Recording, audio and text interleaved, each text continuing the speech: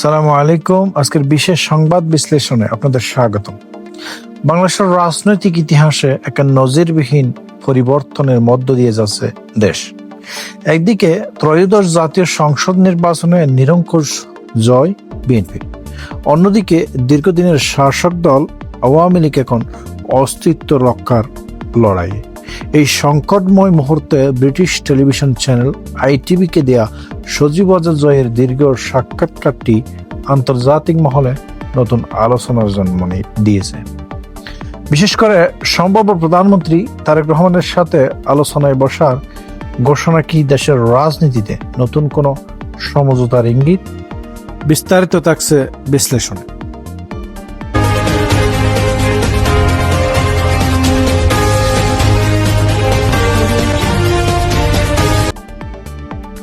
নির্বাচনের ঠিক একদিন আগে যখন কমনওয়েলথ প্রতিনিধি দলের সাথে সরকারের আলোচনা চলছিল, তখন মূল প্রশ্ন ছিল রিকনসিলিয়েশন বা জাতীয় সমঝোতা নিয়ে।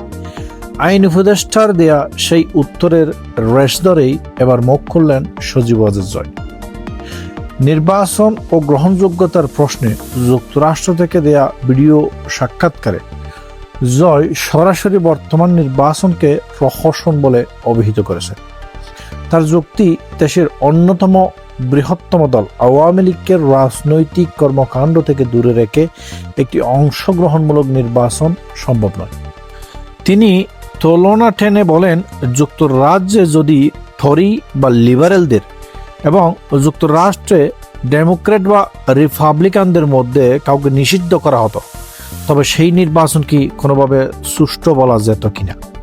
জয় মনে করেন, জনগণের বিরাট একটি অংশকে প্রতিনিধিত্বহীন রাখা ভবিষ্যতের জন্য বড় ধরনের অস্থিরতা তৈরি করবে।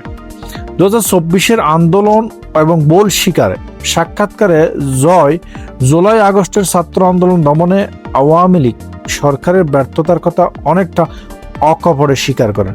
তিনি বলেন, আন্দোলনটি ছিল যৌক্তিক এবং শান্তিপূর্ণ, কিন্তু সরকার সময় মতো শিক্ষার্থীদের সাথে বসতে না পারায় তৃতীয় পক্ষ বা জামাত শিবির এই সুযোগটি কাজে লাগিয়ে সহিংসতা শুরু করে। জয় স্বীকার করেন, সরকার পরিস্থিতি সামলাতে ভুল করেছিল এবং বিষয়টি অতদূর গড়ানো ঠিক হয়নি।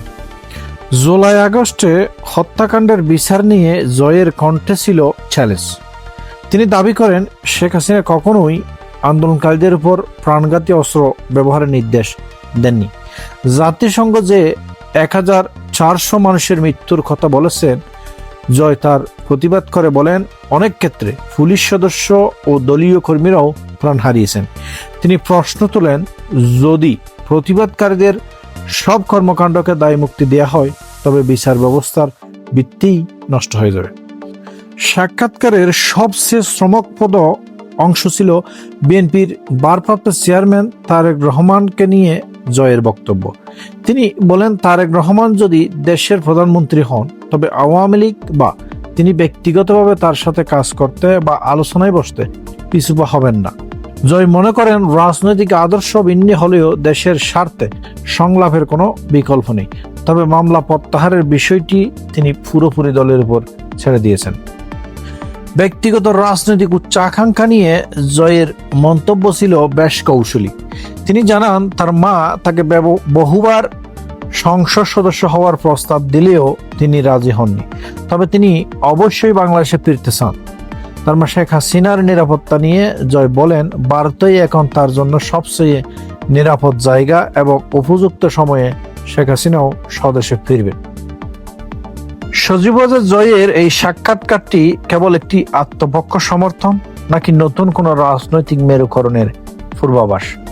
একদিকে জামাতের পুনরুত্থান এবং অন্যদিকে আওয়ামী লীগের সংস্কার, সব মিলিয়ে বাংলাদেশের রাজনীতি এখন এক জটিল সন্ধি করে। তারেক রহমানের সাথে জয়ের এই আলোচনায় বসার সম্মতি কি বাস্তবে রূপ নেবে? সময় এখন সেই উত্তরের অপেক্ষায়। আমাদের সাথেই থাকুন, আমাদের চ্যানেলটি সাবস্ক্রাইব করুন। ধন্যবাদ সবাইকে।